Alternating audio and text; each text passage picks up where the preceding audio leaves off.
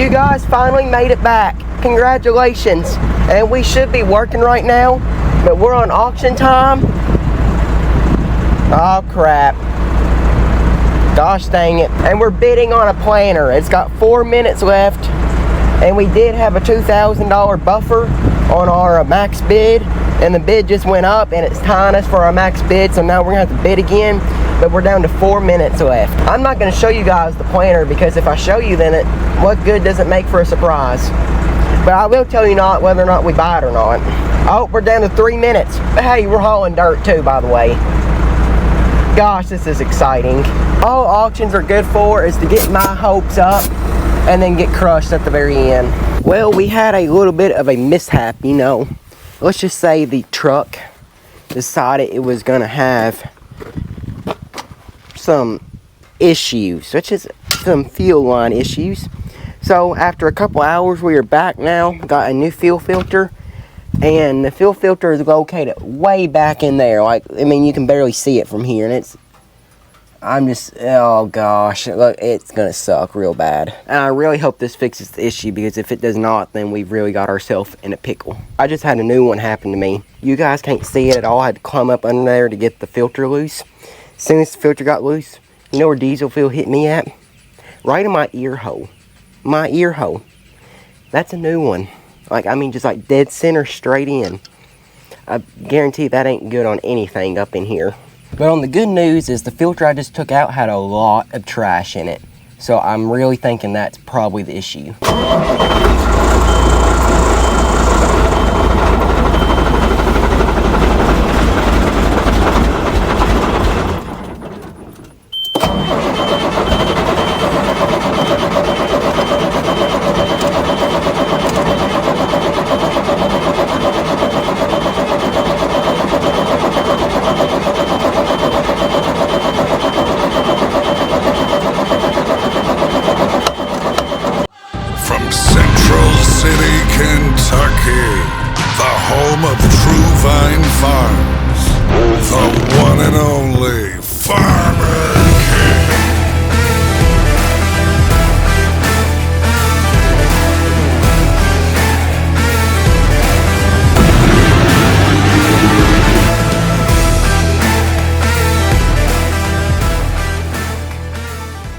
I finally got it.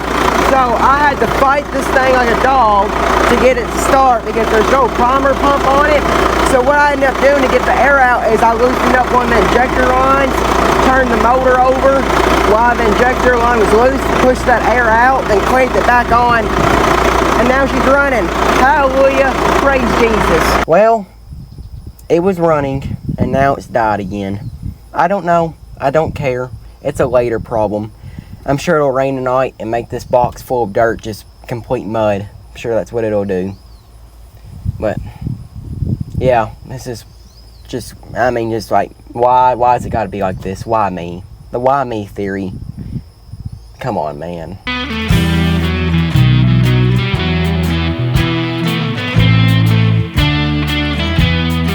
The why me theory has struck again.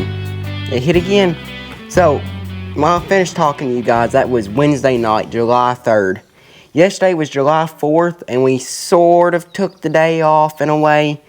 We may or may not went planter shopping yesterday. Maybe. We may have went planter shopping, and we may have not went planter shopping. I guess you guys may just have to find out later. But on the why me theory today for the Friday, it may be a Ford, and it may stand for found on road dominating. But there may be, well, you know, nothing's perfect except Jesus. We're going to go with that. So I'm not hating on Ford. I'm just saying their design here is not that great. And I'm going to show you why. I changed the oil in this truck a couple weeks ago. And I meant to rotate tires then. But we ran into an issue with the lug nuts. And we just happened to have a whole new box of lug nuts sitting there for this truck. And I'm going to show you what Ford did. So right here, you see this lug nut, how it looks different than any lug nut these. So this is a standard steel lug nut, and this is Ford's lug nut. See how these lug nuts are a whole lot more shiny? What Ford did was they took an aluminum cap and pressed it on around the steel lug nut, And what has happened is, over rotating tires about 3 times on this truck, these aluminum caps have started to swell out, and then you can't get a standard 21mm socket on there. And then it causes stripping and just makes it a whole pain, is the swelling issue. So what we did is we YouTubed it, what to do when this happens. And basically, if you've had this problem, you've learned that this is a standard problem that Ford has done, is put these aluminum caps over on top of the steel lug nuts, and then they start to swell up over time. Basically, you buy this kit right here, a 1/2mm socket kit. So we have a 22mm on this top end, and on the bottom is a 22.5. And how that works is basically you got your socket right here, and there's a 1/2-inch drive in the middle, and they send an extension. So I stick the extension in there on one end, and now I have a 22mm socket, or pull the extension out, turn the socket around, stick it in that way. Now I got a 22.5. So basically I'm going to be using the 22.5, and that way I can get it onto the lug nuts and get them off and put the new ones on. And the reason they make half sizes is because they've swelled up and they're on a straight 22.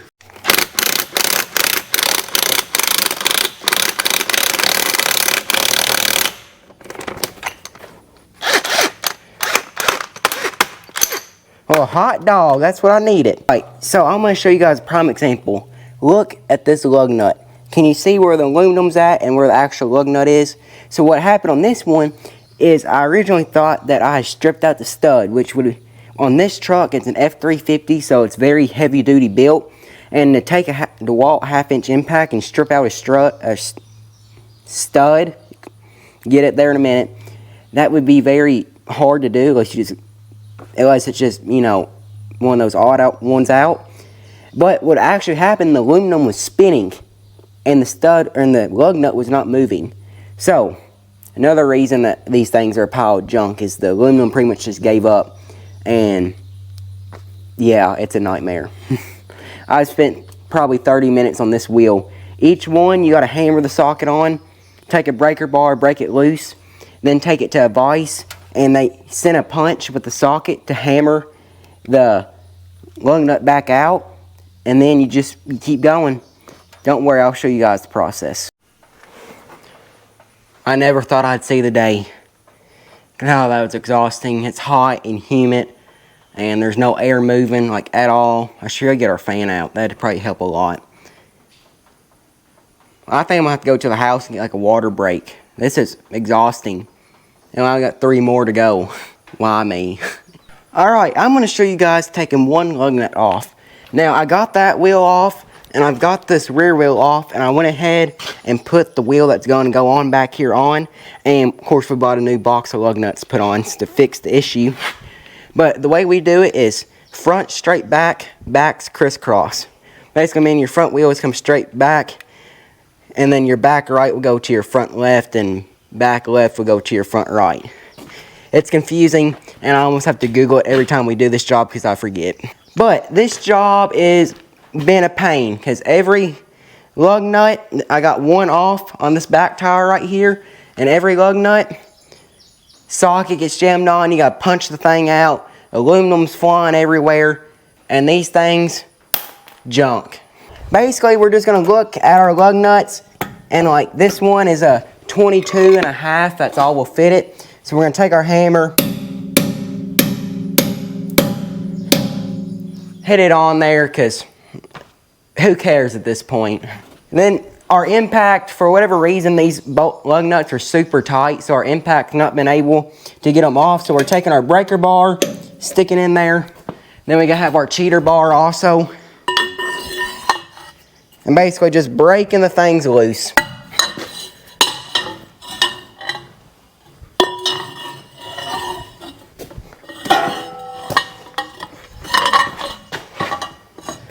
Oh boy, you guys got a special one.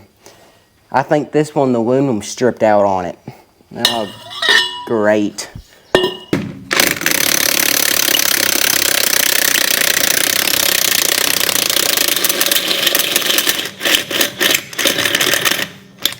So since the aluminum has stripped out on this one, what we're gonna have to do is we're just gonna have to take a punch, and in the middle, we're just gonna make a nice hole to help rip the aluminum off. And this sucks. I've done it like 3 times already, and it's a pain in the butt.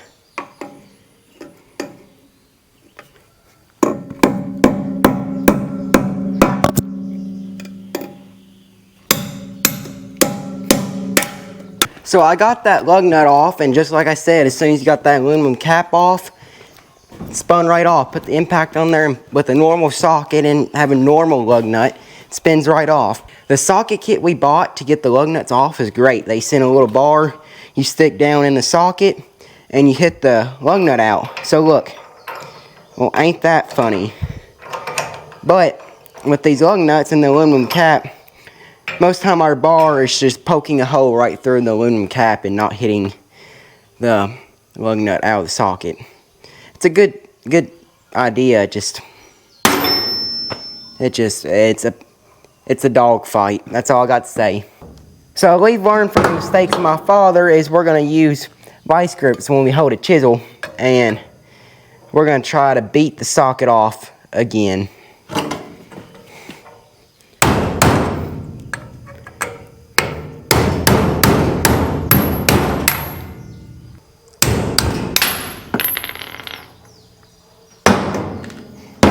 On one of the last lug nuts we had to take off, an aluminum cage got stuck inside the socket, and we beat the thing to death and can't get it out. Imagine more trouble coming along with the this whole job.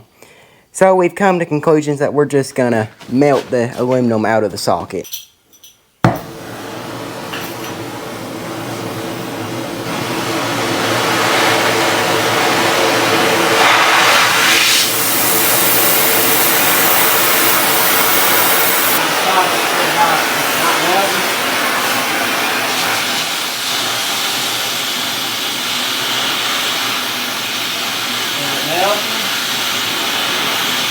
Not really. Ford stands for found on road dominating, but the engineer that really screwed this one up, they need to come and do their own work. He's probably in hiding. It's been so much, but like I said, the engineer, but also the people that let Ford, that was in charge at Ford, that continually let them put that stuff on vehicles. They all need to be rounded up and go across the country.